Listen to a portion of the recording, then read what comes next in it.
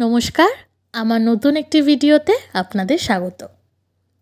গতকাল অর্থাৎ ক্রিসমাসের দিন যখন বেরিয়েছিলাম, ফেরার পথেই চার্চটিতেও এসেছিলাম, কিন্তু ততক্ষণে এটি বন্ধ হয়ে গেছিল।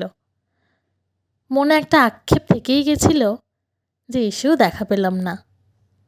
তাই আজ যখন দেখলাম মা আর মায়ের বন্ধু প্ল্যান করছে এখানেই আসবে বলে, ব্যাস অমনি আমিও বেরিয়ে পড়লাম ওদের সাথে। চার্চটি একদম আমাদের পাড়াতেই। এটি একটি পার্সোনাল চার্চ।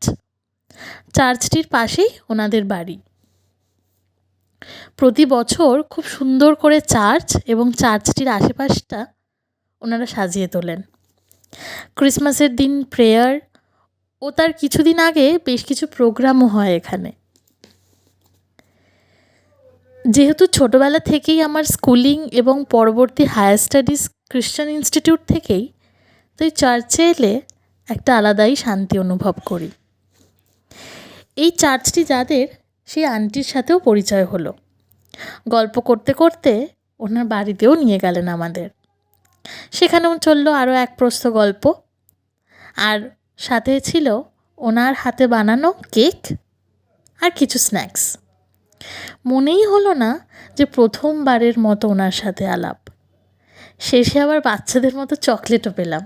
তাহলে দেখা হচ্ছে আবার একটি ব্লগে। চিল দেন, দুক্কা দুক্কা।